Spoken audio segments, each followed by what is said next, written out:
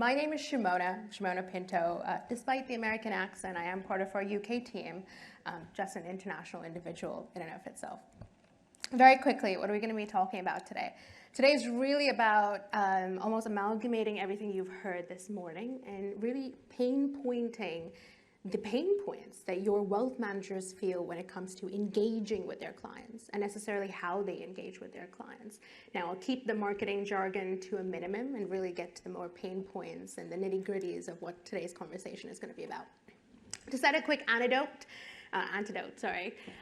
let's go back a little bit. I just want to go very quickly back in the day to how we used to get from point A to point B. Back in the day before we had, and I like to call it Uberization, before Uber came on board, right? So for me to get from point A to point B, and this is back in the day when I was maybe doing my bar exams, I'd pick up the phone and I'd call a cab company. And I'd say, hey, I need a cab for, let's say, maybe 4 a.m. in the morning because I need to get to Heathrow Airport. This is because back in the day we didn't have the Heathrow Express and the likes of things. And come that night, I would hope and pray that a cab would arrive at 4 because I'm trying to make that flight. I'm going all the way from Canterbury all the way into London. I'd get in that cab. Once I got into that cab, I didn't know what the cab driver would look like, what the cab would look like, if it was big enough to haul all the 500 suitcases that I would take along with me, the journey that the cab driver would take, how much I was going to pay at the end of that drive as well. Get there, would get to Heathrow, I'd be fumbling around my pocket to look for some cash to pay the guy. Whether it was a good service or not really didn't make a difference. There was no way for me to give any feedback on what my driver was doing if he made me motion sick on the way, because I get really motion sick. And that was it. And in that process, you know, for me, it was almost a little bit stressful, a little bit tumultuous. But for the driver, he didn't know who his next individual was, that he was going to be driving XYZ. And the cab company as well did not know where all their drivers were. And then came Uber, or what I like to call Uberization. And they took what you have in the palm of your hands at the moment, hopefully not paying attention to, your mobile phones, right? Today, they took your little rectangular device that I know all of you here have 2 of at the bare minimum because you've got your work one and your personal one. And they put an app on there. And they revolutionized how we now go from point A to point B. They took it into a one-stop solution. So now, instead of me picking up the phone, calling the cab company, hoping someone shows up, I just go into a little app on this rectangular device. I open it up, I order my cab. I know exactly what type of car I'm getting. I know who my driver is going to be. I know when he's going to arrive. I know how long my trek is going to be and exactly my location as I'm, in that Uber trying to get to Heathrow or anywhere for that matter. It's a much better experience for me. Once I get there, I'm not faffing about for money. I've already paid using my Apple Pay or whatever device that I had. And also when I get there, I've had a bad experience. I can go into the Uber app and say, you know what, this driver wasn't that great. It's a great experience for me. It's end-to-end, it's one stop, it's quick, it's efficient, it's easy.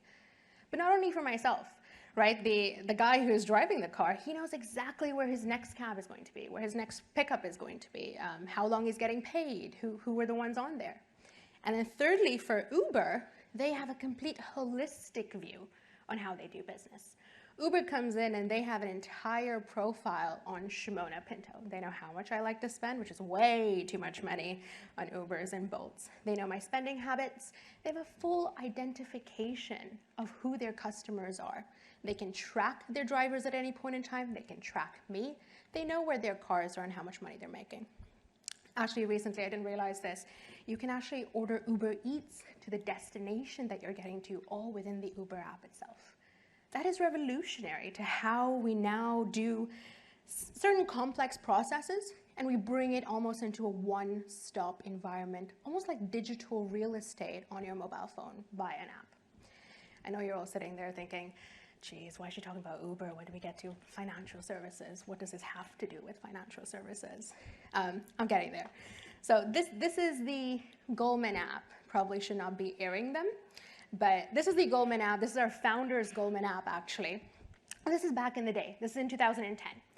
And what we saw is even back in the day in 2010, there was this idea that Goldman understood for a client coming in, for them to do business with you, they need some form of communication piece.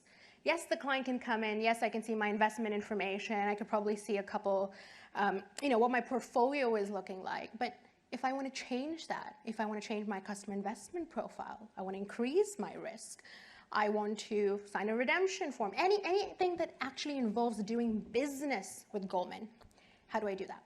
I have to leave the app.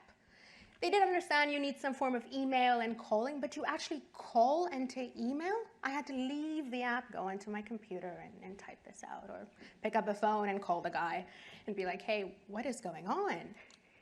Again, what does this look like today, right? If we take this, that was back in 2010. This is 2022. Still, we see Goldman hasn't really moved as shift as you would like to think. You would like to think they would take it on board as such. But what we see at the banks, they recognize there is a need to have some form of communication.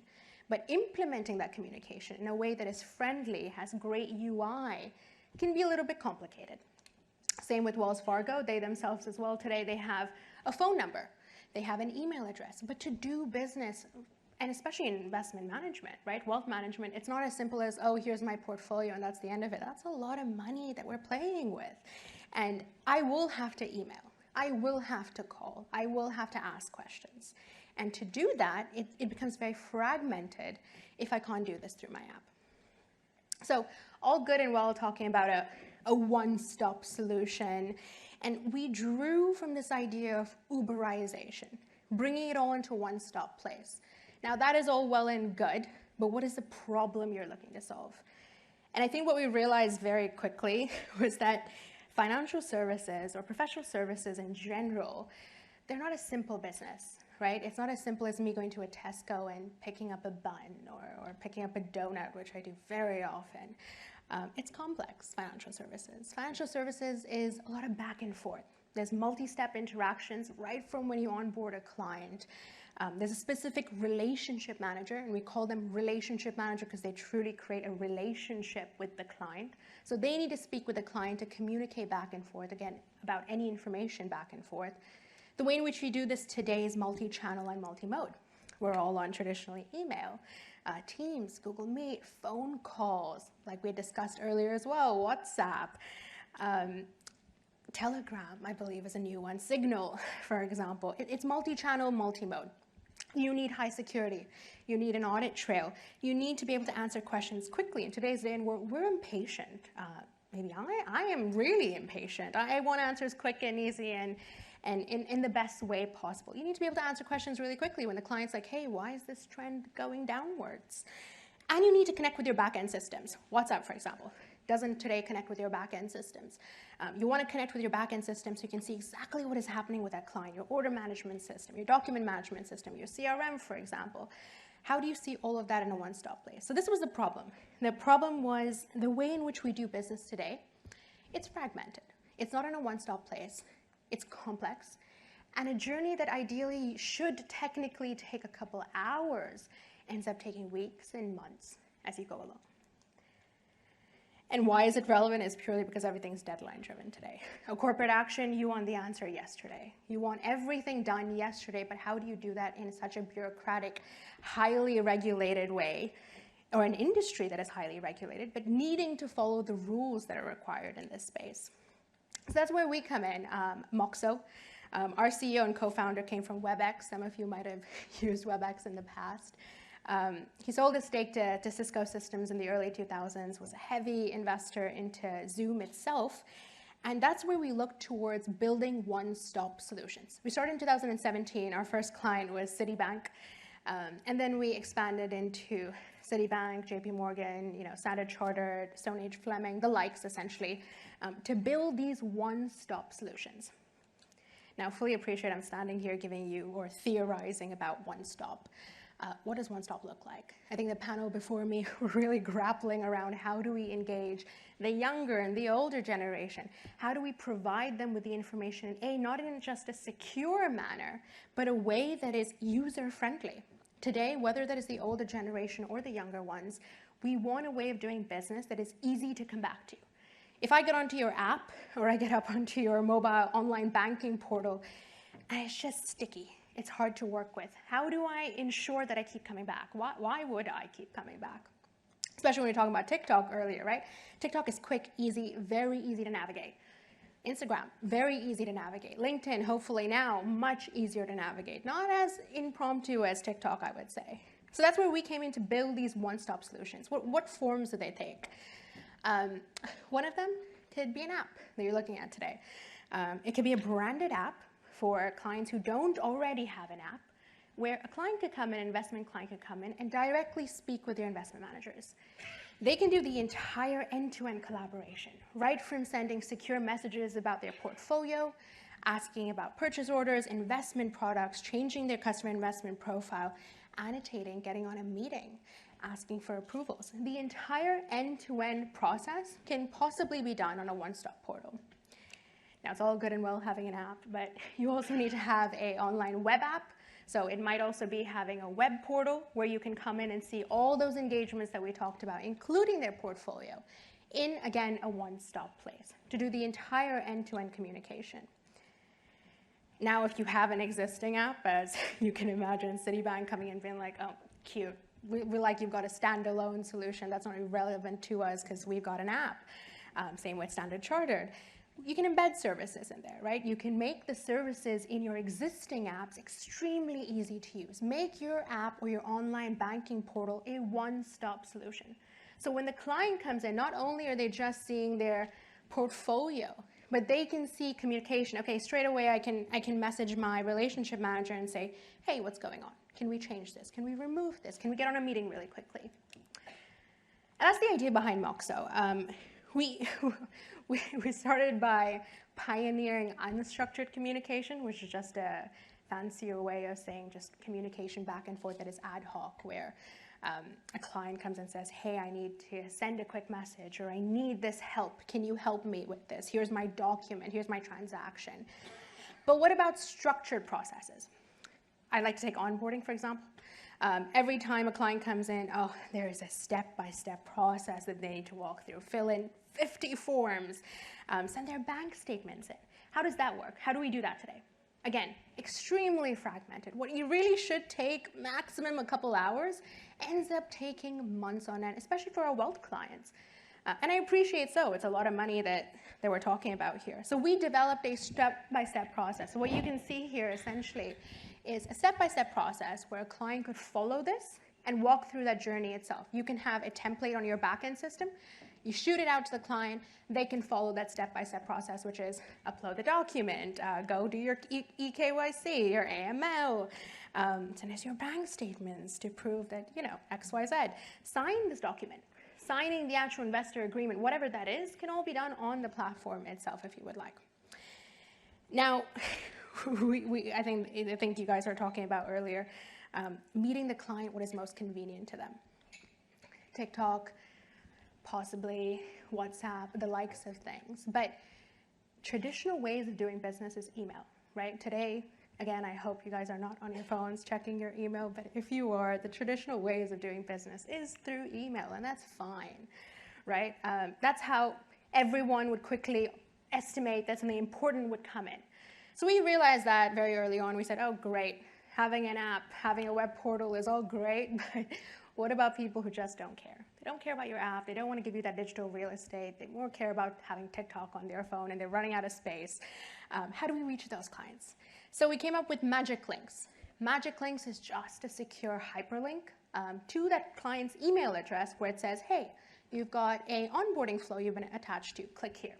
You've got an action item to approve this investment product. Click here. You've got an e-sign. Click here. And as soon as they click in, it opens up that straight capability where they can communicate back and forth. So the idea is to do, well, I like to say to do everything in a one-stop portal. Don't worry, I'm not delusional. I know we can't, but you could. If you wanted to, you could do the entire onboarding, account servicing, exception handling on this one-stop portal.